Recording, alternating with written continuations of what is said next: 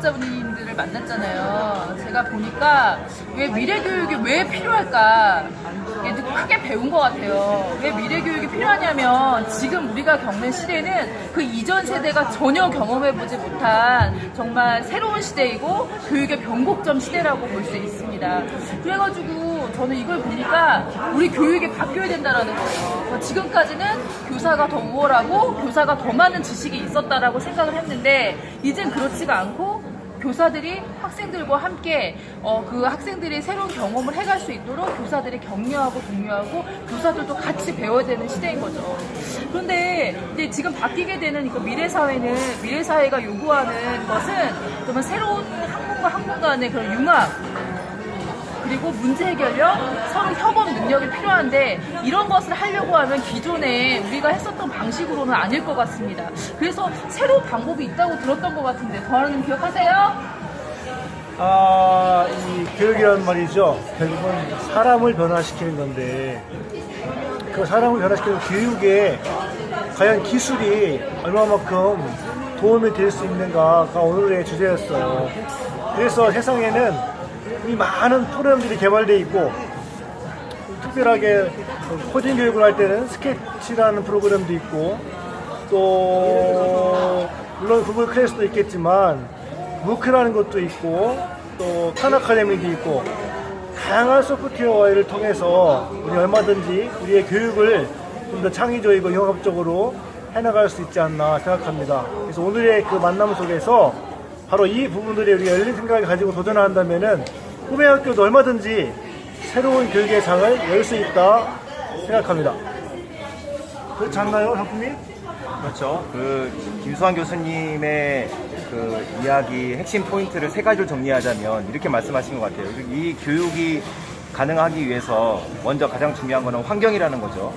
공간이 제공돼야 된다. 아이들이 마음껏 놀이터처럼 모여서 자기가 만들고 싶은 거 만들어보고 자기가 배운 것을 직접 결과물로 이렇게 만들어낼 수 있는 그런 공간이 제공돼야 된다는 거였고, 하지만 반드시 놓치지 말아야 될 것은 그냥 무조건 재미있게 뭘 만들어보고 활동을 했다고 해서 되는 것이 아니라 반드시 그런 교육은 결국엔 실패하게 되어 있다는 거예요. 거기에는 반드시 정교한 그리고 구조화된 교육 과정이 뒷받침돼야 된다. 그래서 어떤 목표가 주어지고 그것 통해서 어떤 배움이 일어나도록 교육 과정이 잘 디자인되어지고 그게 운영돼야 된다라고 이야기를 했고요.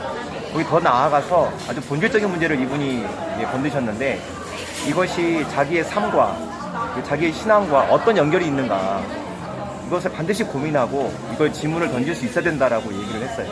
그래서 여기까지 함께 어우러져서 이 교육이 가야지 이게 진정 우리 기독교적인 미래 교육으로서의 모습을 만들어갈 수 있지 않을까라는 이야기를 교수님이 했던 것 같습니다. 한 말씀 해주시죠. 네, 거기서 더불어서 근데 그 기술만으로 이 교육 정말 아이들이 변화되고 이렇게 교육이 변화될 수 있는가라고 생각했을 때에 좀 의문을 던질 수가 있는 거죠. 예를 들어서 백신이 굉장히 지금 많이 개발되어 있는데 아직도 백신이 들어가지 못하는 국가가 있는 거죠. 그게 돈이 없어서 못 들어가는 것이 아니라 그 나라에서 우리 백신 안 맞겠다라고 하는 그런 의지를 보임으로써 백신이 못 들어가는 거야. 빈곤 문제도 마찬가지로 굉장히 많이 발달되어 있지만 빈곤 문제를 해결하지 못하는 문제도 있고, 그리고 최근에 한 예로 인도 빈민가에서 있었던 실험이 있었잖아요. 컴퓨터를 갖다 놓고 아이들한테 쓰게 했더니 몇 개월 뒤에 정말로 아이들이 굉장히 높은 수준의 어떤 학습을 하더라라는 어떤 성공적인 연구 결과가 있었는데, 그게 성공한 줄 알았는데 5년 후에 가보니까 실패했더라는 거죠. 아이들은 게임만 하고 있는 아이들이 있고 전혀 학습의 의지가 없는 아이들도 있고, 근데 그 이유를 보니까 세 가지 이유가 있더라고 합니다. 첫 번째가 먼저 꾸준한 정부의 지원이 없었다라는 거죠. 두 번째로는 교사의 열정과 의지가 식었다는 것이고, 세 번째가 그 학습자와 학부모의 의지가, 배우려고 하는 의지가 없다라는 거예요. 그래서 이 세 가지가 전제돼야 된다고 생각해요. 그래서 정부의 꾸준한 어떤 지원이 필요하고, 두 번째로는 교사의 의지와 열정이 필요하고, 세 번째로는 학부모와 학생에 대한 의지가 반드시 필요하다는 것이고, 거기에 덧붙여서 우리가 그리스도인을 교육을 한다면 한 가지 더 추가적으로 있어야 되지 않을까 싶어요. 그건 바로 우리가 똑같은 내용을 배우지만 이 배운 내용을 나를 위해서 쓰는 것이 아니라 다른 사람들을 위해서 쓸 수 있는 그런 교육도 우리가 같이 이루어져야 되지 않나, 그렇게 생각합니다. 저는 오늘 그 정종욱 교수님 그 인터뷰하면서 새롭게 알게 된 그 메이커 교육에 대한 개념이 좀 새로웠던 것 같아요. 그러니까 교수님께서 말씀하시기를 메이커 교육을 일반적인 학교에서는 무언가를 만들어내는 것 정도로 이렇게 알고 있는데, 실질적으로 메이커 교육이라고 하는 것은 생각하고 무엇을 만들 것인지, 왜 만들 것인지를 먼저 결정해라. 결국 비행기를 살 건지 아니면 조종사를 키워낼 것인지를, 그것이 먼저 결정되어야 메이커 교육의 시작이다.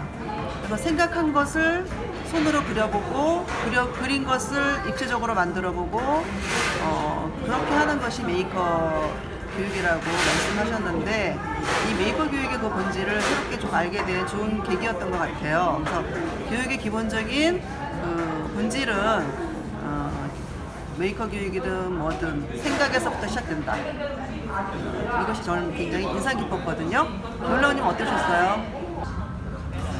저는 오늘 그 메이커 교육에 대한 교수님의 말씀 중에서 가장 기억에 남는 게 공간에 대한 그런 이야기인데, 공간에 대한 이야기에서 우리가 무엇을 큰 비용을 들여서 공간을 만드는 것보다는 기존에 갖고 있는 공간을 활용할 수 있다. 얼마든지. 그럼으로써 그 공간에서 아이들이 기존에 갖고 있는 그런 패러다임이나 생각을 바꿀 수 있다. 예를 들어서 문이 있다 그러면 문만 하나 뜯어내도, 그러니까 폐쇄된 공간이 오픈 스페이스로 만들어 주는 것만 해도 아이들의 생각을 확장시킬 수 있고, 거기서 우리들의 그런 어떤 목적을 구현시킬 수 있는 그런 좋은 것이 됐다는 것에 대해서 오늘 굉장히 좀 새로운 그런 생각을 갖게 됐습니다. 저는 이 메이커 교육을 받으면서 느꼈던 거는, 저도 이제 나온 이 메이커 교육이지만 저 때도 도입되었으면 얼마나 좋았을까 라는 생각과, 진짜 역시 교육은 지식적으로 이렇게 채워지는 부분이 아니라, 그것도 중요하지만 어느 정도 직접 만져보고 감촉으로 뭔가 내가 스스로 만들어보는 그런 활동을 통해서 얻을 수 있는 그런 교육적 의미가 더 크다고 생각을 하면서, 아이들이 정말 이런 메이커 교육이 실행이 된다면 진짜 더 많이 발전할 수 있고, 내가 만든 거고 내가 할 수 있는 그런 영역이 더 커지지 않을까라는 생각과 함께 진짜 앞으로가 더 기대된다는 느낌이 들었습니다. 제가 오늘 메이커 교육을 가서 이제 가장 크게 느꼈던 건 뭐였냐면, 그 교사의 역할이 학생들을 이렇게 자극시켜주는 역할이라는 게 가장 이렇게 인상 깊었던 것 같아요. 왜냐하면 학생들이, 메이커 교육은 학생들이 먼저 생각하고 그걸 내가 왜 만들어야 되는지, 어떻게 만들어야 되는지를 정말 도와주는 것이 메이커 교육이라고 하셨는데, 어떤 학생들은 내가 뭐에 관심 있는지도 모르고 내가 이걸 왜 해야 되는지도 모를 때가 있는데, 선생님이 그 옆에서 이제 앉아서 뭐 해라 이렇게 명령적으로 말하는 것이 아니라, 얘가 정말 뭘 좋아할지, 얘가 정말 뭐에 관심 있고 어떤 것들을 왜 생각할 수 있는지를 옆에서 돕는 역할이라고 말씀하셔가지고, 정말 저게 교사의 역할이구나. 정말 그냥 정보만 전달하고 애들아 이거 빨리 외워, 애들아 이거 빨리 공부해 이렇게 말하는 게 아니라, 그냥 옆에서 이렇게 자극시켜주고 도와주고 하는 역할이 선생님의 역할이라고 하셔서 저는 그게 가장 기억에 남았던 것 같아요. 네, 오늘 우리가 김수환 교수님, 정종욱 교수님을 찾아다니면서 왜 우리가 메이커 교육을 해야 되는가? 진짜 그러게 맞나? 라는 질문부터 시작해서, 또 구체적으로 그러면 메이커 교육을 어떻게 하지? 그래서 한 300개 정도의 프로젝트 단계까지도 우리가 들었어요. 그래서 또 저희가 학교 오셔서 구체적인 그런 메이커 교육의 프로젝트까지 다 나눠주실 수 있다고까지 이렇게 말씀을 해주셔서 너무 감사했는데, 다 돌아보면서 저희가 느끼는 거는, 우리 예전에 손문탁 교수님 오셔서 자기가 즐겁게 할 수도 있으면서 우리가 배운 기술들로 어렵고 소외되고 기술이 필요한 이웃들을 섬기는 그런 삶의 모습을 손문탁 교수님이 보여주셨잖아요. 그래서 또 우리가 드림 적정기술연구소라는 것도 만들어서 그런 기술을 학생들과 함께 나눠봤으면 하는 게 있었는데 이런 왜? 라는 질문부터 구체적으로 어떤 단계를 거쳐서 그걸 연습하고 그런 다음에 손문탁 교수님과 함께 그것을 적용해서 이웃을 섬기는 데까지 가는 메이커 교육의 전체 풀스토리를 우리가 한번 보지 않았나 이런 생각을 하게 됐어요. 그래서 우리 학생들과 꿈의 학교가 전체적으로 다 메이커 교육을 통해서 자기도 재밌을 뿐만 아니라 이웃을 잘 섬길 수 있는 그런 좋은 교육의 툴을 한 가지 발견하지 않았나 하는 생각이 듭니다. 참 기분 좋은 하루였습니다.